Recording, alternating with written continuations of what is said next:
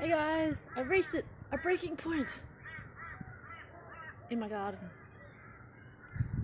I've put enough eggshells and bits of stuff to compost and bury in as many pots and places as I can. But I have to just sort of fess up to it. I need to make myself a compost bin. I'm going to keep on doing what I'm doing. I'm going to have to find an area to compost. Might be a huge compost thing. I'll show you. Found a good area here, so it'll probably be about a half a metre from like, there to there, so still allow me to have areas to walk, because that's about 1.5 meters, I think, from the edges there. So just have a little bit of a walkway just along here, make a composting there, and because there's only so many things I can bury in my drums and things before it looks, one, a little bit untidy, and two, it attracts like bugs and pests and rodents into some of my pots, and it doesn't allow enough time for it to degrade down to become something useful. So yes, I've reached a breaking point. I'm going to have to make myself a compost area, but it'll be good.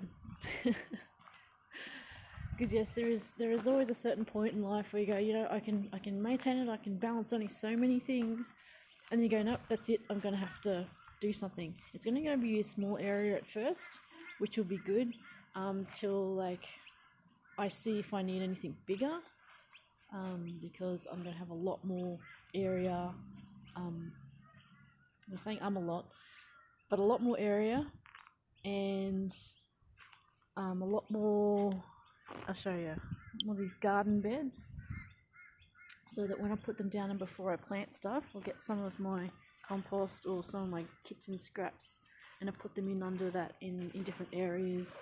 No particular area, just different areas, so that they can break down eventually. And I still use potting mix and everything, but it's just to ensure that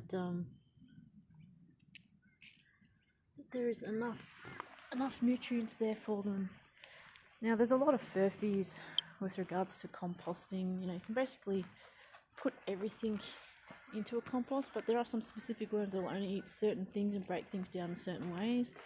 Me, I put everything into compost pretty much, because it's all going to break down eventually. Some things will take a little longer, some things will take shorter. Some plants will love things more than others, and yeah, I'll show you.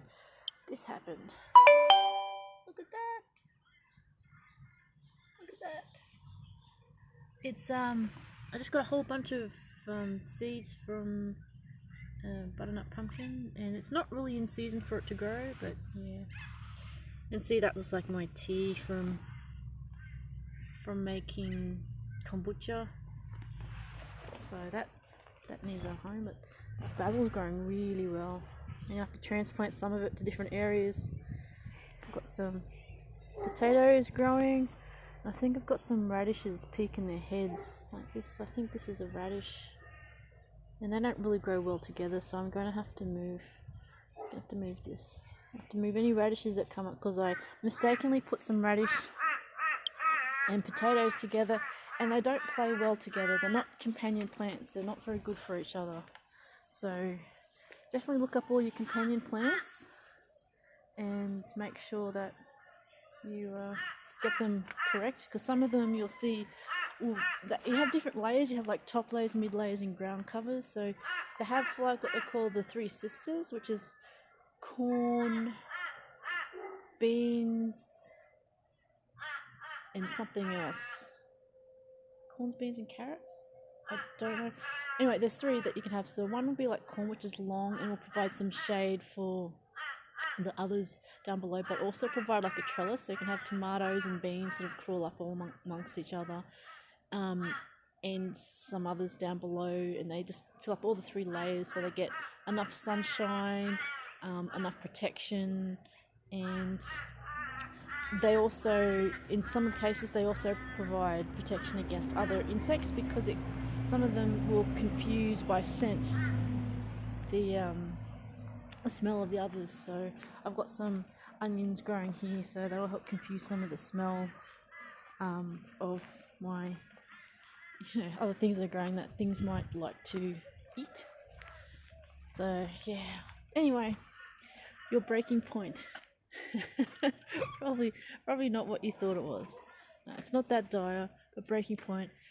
Think about things that you've got to make when you reach a certain point. There's only so many things that you can balance at any one time, and you've got to reach a breaking point and go, right, I'm going to have to implement this thing.